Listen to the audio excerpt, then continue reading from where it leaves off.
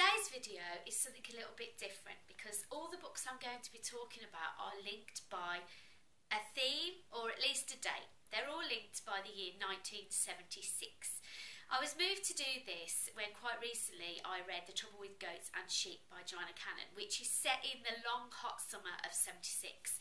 For anybody watching outside of the UK, the summer of 76 is somehow iconic as the longest, driest spell on record. It didn't reach the highest temperatures, or at least those were broken 30 years later, but it was the longest period. It came after a very dry autumn and winter, so there were droughts across Britain, standpipes were installed, and it became remembered in a lot of people's memories as quite a tricky time.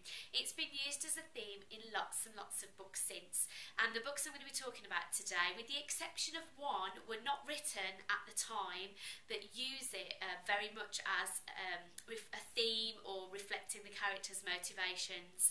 And when I started looking into it, I was surprised at just how many books have done this. I'm focusing today on 5 different ones, most of which have been recent reads. And one of the reasons I was drawn to do this is because I've always felt a particular affinity with 1976 and the summer in particular, because it was when I was born. I was born towards the end of August 1976 during a period of thunderstorms after the drought and the heat wave broke. And I was born prematurely because my mum had suffered heavily pregnant over the summer during the droughts and couldn't hang on anymore.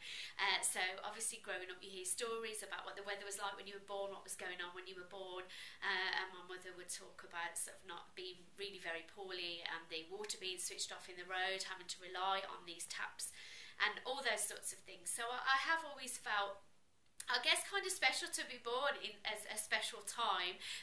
If there's anybody watching who happens to be a summer baby of 76, we've got it all going on.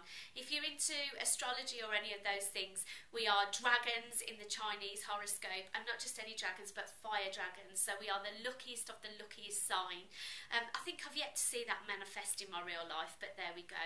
So born in a special interesting time, drawn to read books around that special interesting time. I'm going to give you brief synopsis, overviews, no spoilers, and some of my thoughts on the books that I've read. The first book I'm going to talk about is not The Trouble with Goats and Sheep, because I didn't really want to, I wanted to start on a book that I loved more, and I read this book last month, and it's The Proof of Love by Catherine Hall. This is amazing. I gave it 5 stars. I can't believe I've never heard of this writer before. I can't believe I haven't really heard many other people talk about this book. The only booktuber I know who has referenced it is Simon Savage of Savage Reads, and in fact there is a quote from him on the back, so he must have read this very, very early on. The Proof of Love focuses on the story of Spencer Little, who is a Cambridge undergraduate who cycles north for the summer to escape something that has happened that we find out kind of little bits over the summer as the story goes on. He cycles to the Lake District where he ends up working on a farm, and it's very much a summer of discovery for him. There's limited amounts, like I say, as with all of these books, without giving it away, but I will say this is definitely worth a read. On the front, the quote says, Sarah Waters meets Daphne du Maurier. Now, I don't like that. First of all, I think every writer should be given the chance to prove themselves on their own. Plus, to me, it seems like quite a lazy comparison. I can only see the comparison with Sarah Waters because there's perhaps a queer theme here, and Daphne du Maurier I don't see the link with at all. But they're both writers I enjoy, and this woman, I've got to go and read every other book she's ever written. It's brilliant, okay? The reason I liked it so much, it's a very, very quiet story, but really kind of nails the depths of human emotions. The young man here is 20, and it's almost like a coming of age novel as he learns what love is.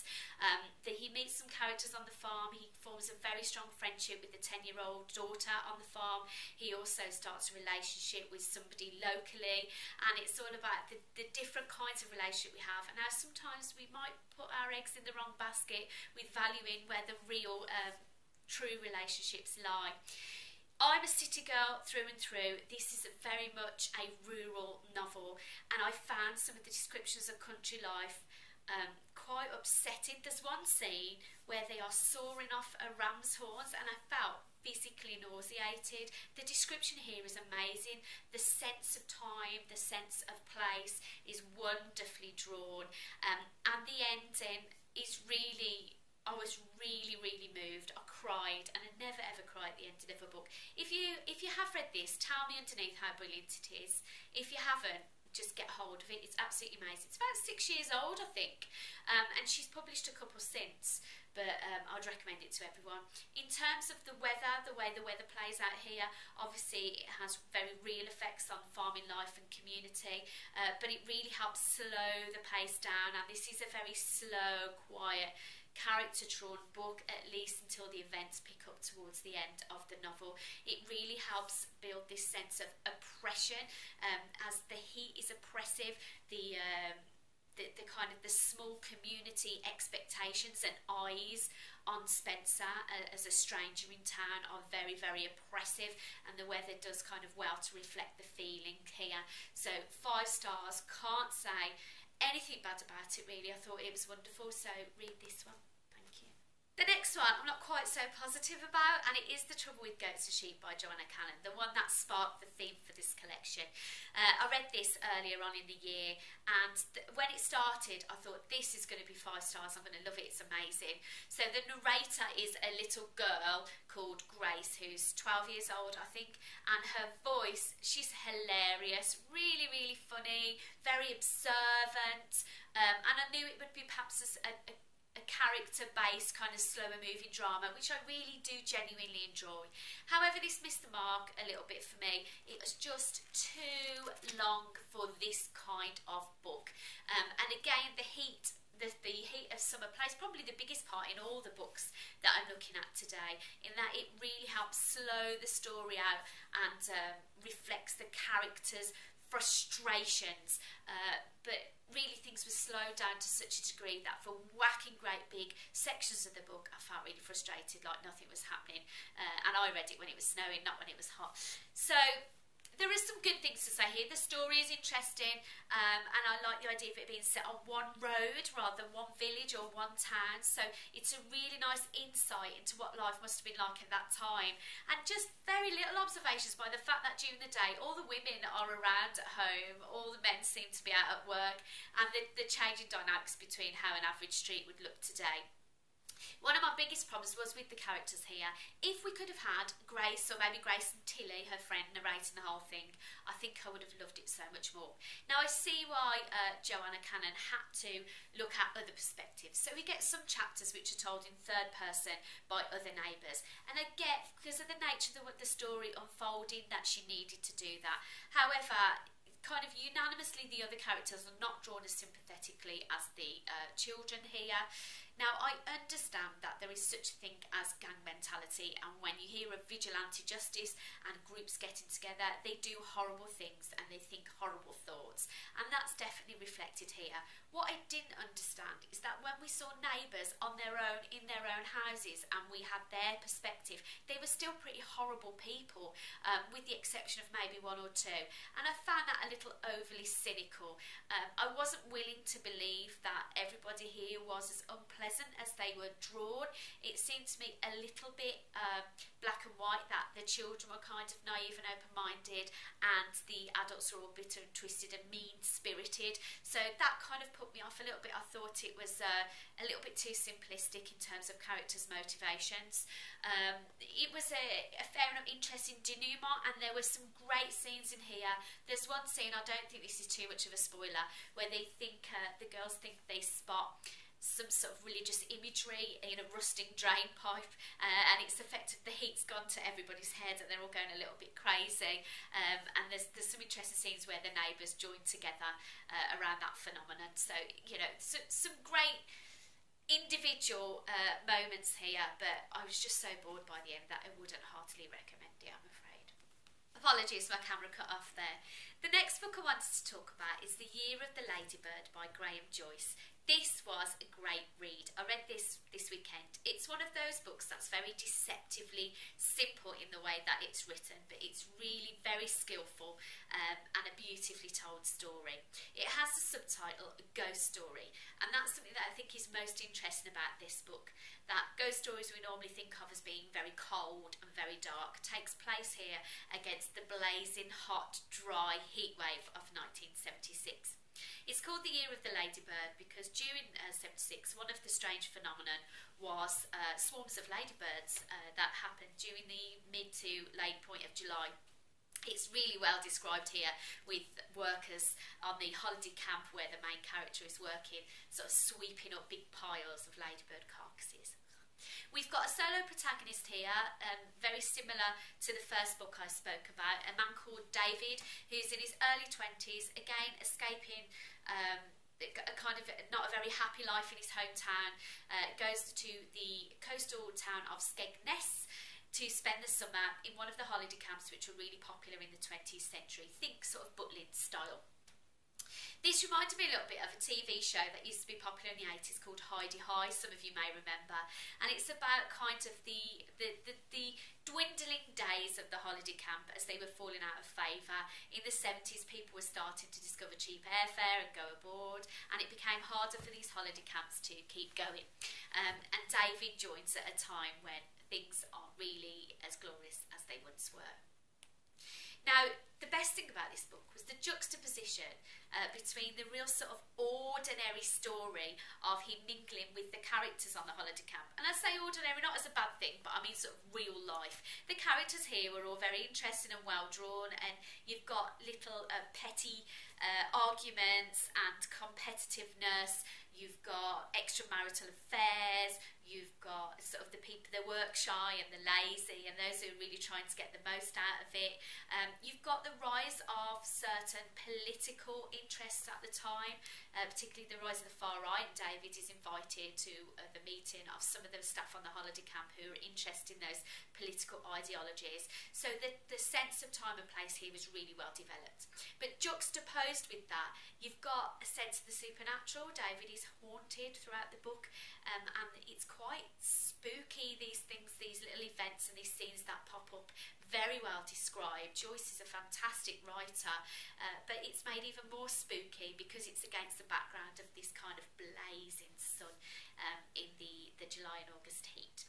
Now, this is an ex-library copy, so it's real kind of glary, so I'm going to put it down. But I will say that I really would recommend this book heartily. The sense of summer here works best as a foil against the ghost story. Okay, and you've got this long sense of time with which David again comes to terms with what happened in his past. Next book I want to talk about is the only book on the list that was actually written in 76, although it was published early 77, and it's the debut novel by McKewan, who's one of my favourite writers. Called The Cement Garden, it's a fairly slim volume, less than 200 pages, a novella really, and the protagonist here is yet another young man. I wonder if there's a link between kind of these young men and the frustration and the emotions churned up during that very, very long drought. The guy here is a little bit younger, so it's a schoolboy really, sort of 14, 15, and it's the story of him and his siblings over the course of that summer in their house. At the very beginning, their father dies, and they're coming to terms with that as a family. Shortly afterwards, their mother passes away, and they decide not to tell the authorities and to dispose of their mother's body in quite a grisly fashion and to cover it up to protect their independence. There's a real sort of Lord of the Flies vibe going on here as we see how they deal or don't deal with their mother's death over the coming weeks. Now, there's some upsetting themes in here. I don't really like to use the word trigger warning. It seems it's very kind of overused, millennial for my tastes. But if you are uncomfortable with reading about things like incest, I would avoid this book. There is an incestuous scene on the first couple of pages, so it really sort of does set the scene. But McKewan is very good at nailing those darker, more uncomfortable sides of human nature. And although the protagonist here is a wholly unpleasant young man, it's fascinating to see how the three of them kind of cope with their fairly extreme situation. Definitely worth a read. And there was one quote in here that resonated with me because I recognised it instantly, and it's from the beginning of a pop song from one of my very favourite singers. I'm not going to tell you who it is, but I'm going to read it, and if you think you know who it is, let me know underneath. Now, the quote used in the song is paraphrased because I think it's from the film version of this book, but it goes something like this. Girls can wear jeans and cut their hair short and wear shirts and boots because it's okay to be a boy. For girls, it's like a promotion. But for a boy to look like a girl is degrading according to you, because secretly you believe being a girl is degrading. Why else would you think it's humiliating for Tom to wear a frock? There you go. What song's that from? One of my favourite singers of all time. If you know it, you'll know it straight away, so let me know underneath. But yeah, worth a read, this one, perhaps a little bit of its time, but if you like Ian McKewan, you'll definitely like this. Finally, I feel like this is little more than an honourable mention. Maggie Instructions for a Heatwave. And I say that because I read this a long time ago and I don't remember a lot about it really, other than it was set in 1976 and it's about an older couple who the man gets up one day, says he's going to the shop for a paper and doesn't come back. So it's a lady in her 50s or 60s, then calls her adult children home, two daughters and a son, and we hear all about kind of the issues and the problems going on in their lives and their marriages and their situation. They are a family that live in London, I believe, but they're of Irish descent. Maggie is an Irish writer. It was a slow, character-driven book from what I recall. I enjoyed it at the time, and the weather played a part here in building that kind of that oppressive sense of family knowing all your business and not being able to get away from it, as well as this waiting game as they try and find out where the father has disappeared to. So worth a read, I think, but I can't tell you more than that. Thank you very much for watching. My camera kept cutting out, so I've got some splicing and editing to do.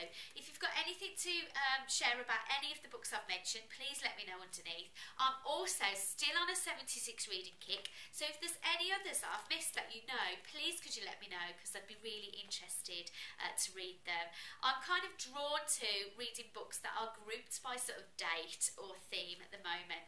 I'm kind of revisiting my 90s days, so there may be another video coming up with the theme of 96 or 97, I'm not sure. I think it's interesting to revisit books that were important at key times of your life. So that's it from me. Back soon with my wrap up. Thanks everybody who's watching. Thanks for all the comments and subscriptions. I'm really enjoying becoming part of the established community here, and I'll see you next time. Thanks, bye.